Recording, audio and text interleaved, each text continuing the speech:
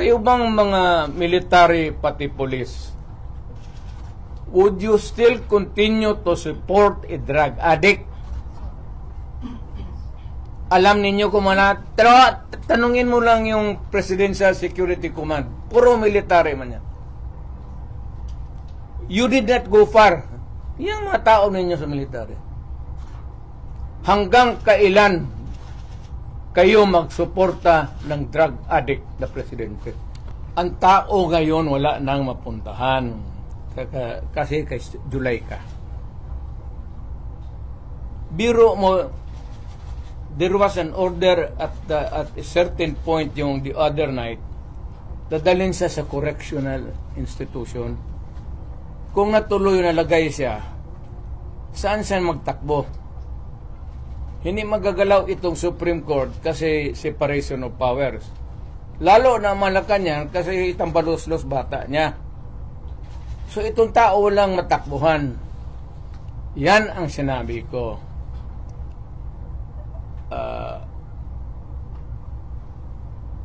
There is a fractured governance.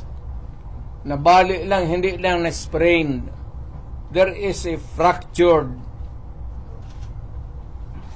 in the governance sa ating Pilipinas ngayon.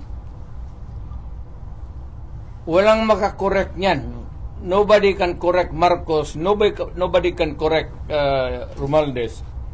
Nobody can... it's a long process mapapil sa Supreme Court. Unless you...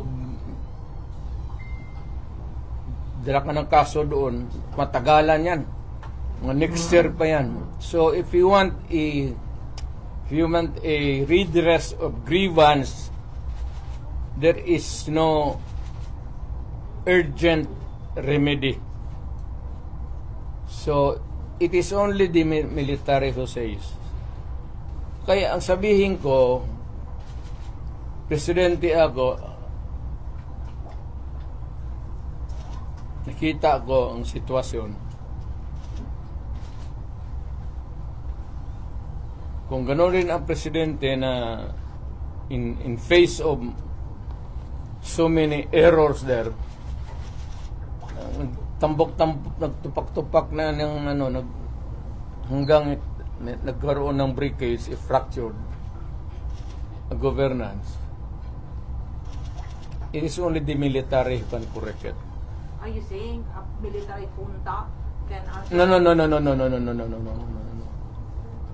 Sinabi ko sa lahat yan, magtanong ka ng sundalo niya, mga opisyal dyan, sinabi nang magunta ka. Sinabi ko lang, it is only the military who can correct it. Now, to answer your question, ibig kong sabihin ang military, well, it's an option sa military. One, they just can sit there sa upuan nila, doon sa bukid, maglinis ng baril. Magsabi lang sila na we are not anymore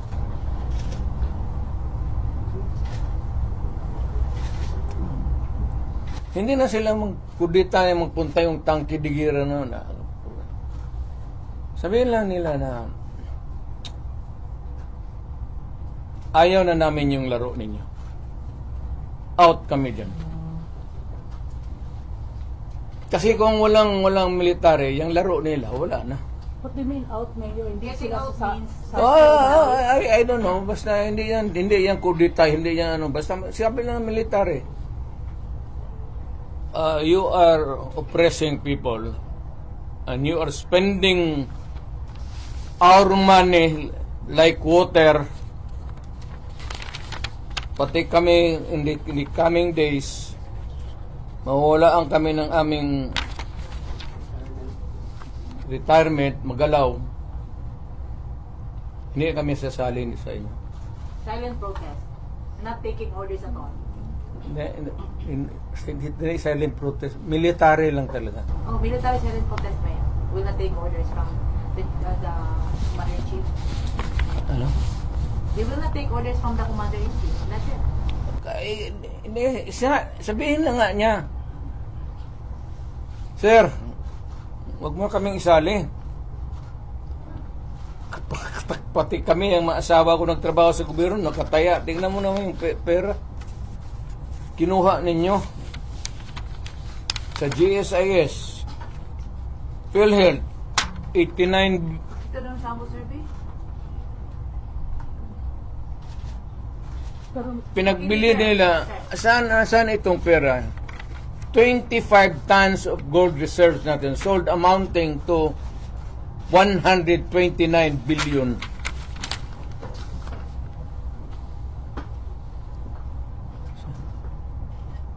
At least sa Congress kung may resolution tapos i-bill that would correspond with it, there's explanation of how the money is going to be spent.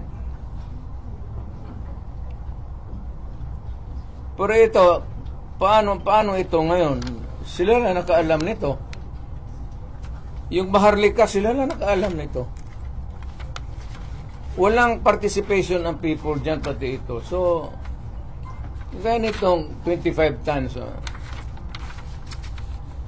alam ba ng military yan? Hindi sabihin nila, kung wala hindi na kami sasali ng laro ninyo.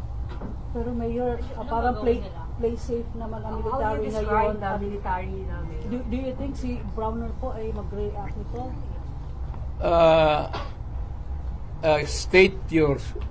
Can you restate your statement? Can you expect that Browner will react? When ito, pag nilabas din ito, your question must also correspondingly appear. Importante yan. So, guard. Oo, kasi may statement siya, dapat partisan, dapat parang stay put lang yung military. Wala naman siyang sinabi, no? In fact, si Inday nga nagsabi na tulog-tulugan yung Chief of Staff.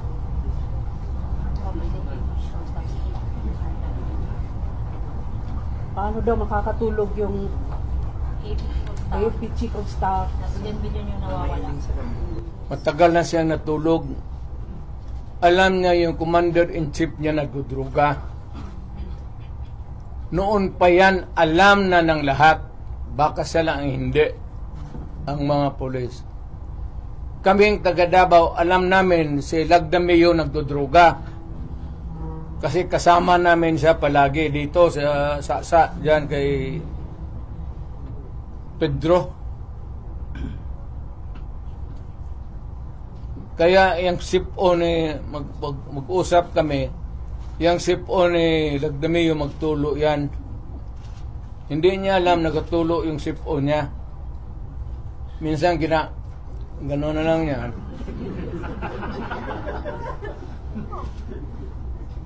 Alam ni Marcos na si Lagdameo durugista. Alam ni Lagdameo na durugista. Magkasama yan sila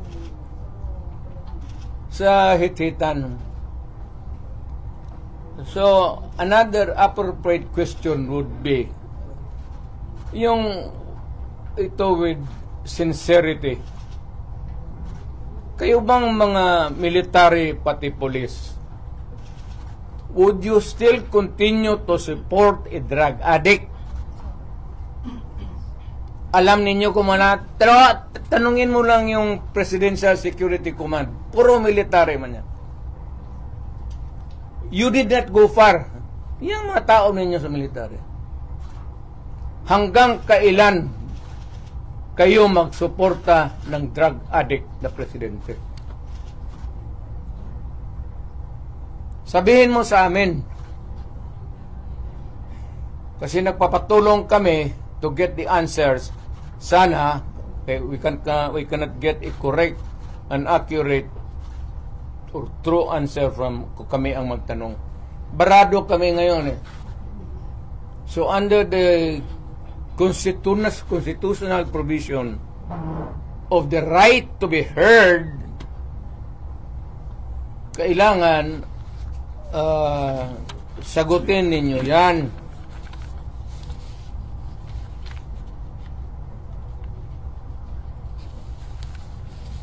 Would it help if one would The right to be heard, the right to be informed. Importante yan. Constitutional provision yan, Mr. General sa military. And the right of the people to seek redress of grievance, kayo lang ang makabigay niyan ngayon. The right of information, you protect that right and allow us to use it. And we are seeking for redress of grievance of the abuses of government. Huwag na lang yung dalawang babae na inaano nila. Karaming sabi, ganon, tantrum. Hysterical yun, hindi yun ano. Eh, kung ikaw may kasama ka na worker mo, delirium na, what are you supposed to do? Ako sa isang tanong na, Mr. Military, give us that right. The right of information that is true and correct, the right of redress of grievance, and the right to protect us. To be short of challenging Browner na. To be short of challenging Browner na. Wala akong tina-challenge. I don't have to challenge to anybody. I'm challenged to the military itself. The whole of the military, kasi sila ang supposed to be protector of the Constitution. Now tell me, kung protector sila ng Constitution, are they willing to still protect the president who is a drug addict for another 4 years? At kung sabihin mo hindi nila alam, address, sabihin ko, wag tayo magbulahan. Alam ninyo yan noon, alam ninyo ngayon yan.